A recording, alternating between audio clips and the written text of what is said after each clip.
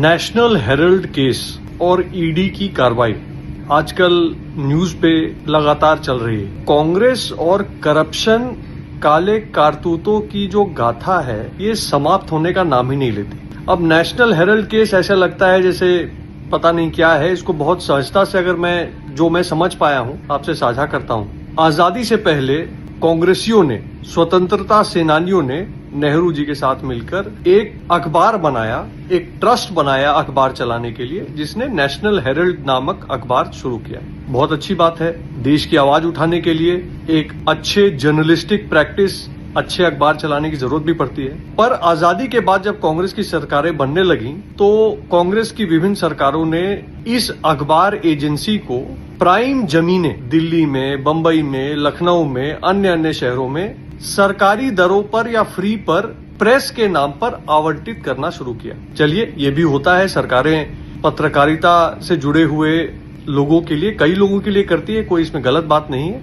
लेकिन समय के साथ हुआ ये कि आज की जो सोनिया गांधी, राहुल गांधी वाली कांग्रेस है, इन्होंने इस अखबार को बंद करवा दिया और इस अखबार के नाम पर जो बड़ी बड़ी जमीनें आवंटित हुई थी उनका उपयोग मॉल, ऑफिस वगैरह के रेंटल के काम के लिए होने लगा, आमदनी के काम के लिए होने लगा। ये सब करवाने के लिए कांग्रेस पार्टी अपने चंदे के पैसे से इस नेशनल हेरल्ड ट्रस्ट को पैसा देती रही, जो कि अपने आप में गलत है, क्योंकि एक पॉलिटिकल पार्टी जो कि आम जनता से चंदा इकट्ठा करती है वो उसका उपयोग दूसरे को लोन देने के लिए नहीं कर सकती।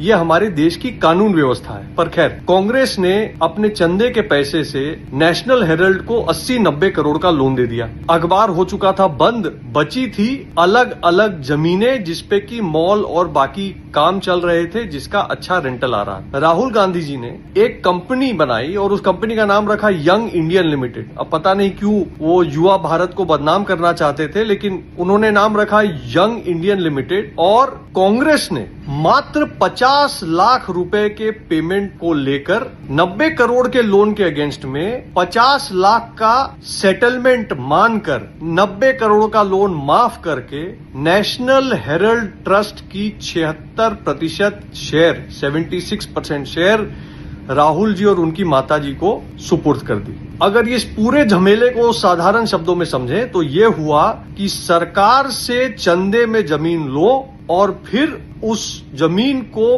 प्राइवेट कार्यों में इस्तेमाल करो और फिर उस जमीन के मालिक बन जाओ। अगर ये एक आम बिहारी या देश का कोई आम नागरिक करना चाहे तो उसके लिए संभव नहीं है। पर एक तो गांधी परिवार के लिए संभव है, दूसरा गांधी परिवार ये मानता है कि अगर हमने ऐसा कर भी दिया तो ये तो हमारा अधिकार है, तो हम पे इस पे कानूनी कार्रवाई क्यों होनी चाहिए। लेकिन इस नए भारत में हिसाब तो देना पड़ेगा। और राहुल गांधी जी गड़बड़ घोटाला करें या लालू जी का परिवार नौकरी बांटने के लिए जमीन लिखवाने का काम करे, हिसाब तो देना पड़ेगा। लेकिन एक बड़ा विषय मेरे ध्यान में आता है।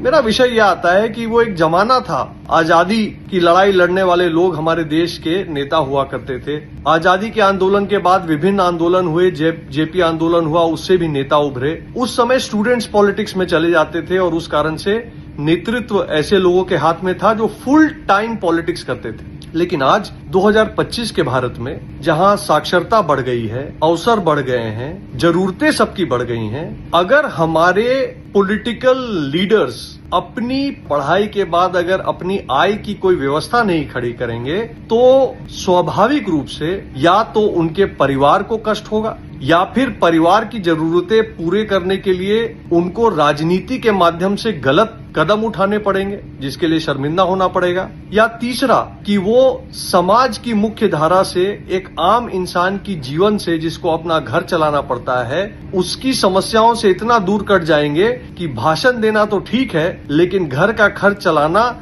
उसके लिए कमाना, उसके लिए निभाना, उनके ऊपर उसका जो अनुभव होता है वो उसका प्रभाव मिटता चला जाए। तो आज आपसे एक बात मैं पूछना चाहता हूं कि इस देश में क्या आवश्यक नहीं है कि हमारे भविष्य का नेतृत्व, विकसित भारत का नेतृत्व कम से कम अपने घर का खर्चा चलाने के लिए सक्षम हो और अपने घर की जरूरतों को पूरा करने के लिए एक सही माध्यम से कमाने की क्षमता रखता हो।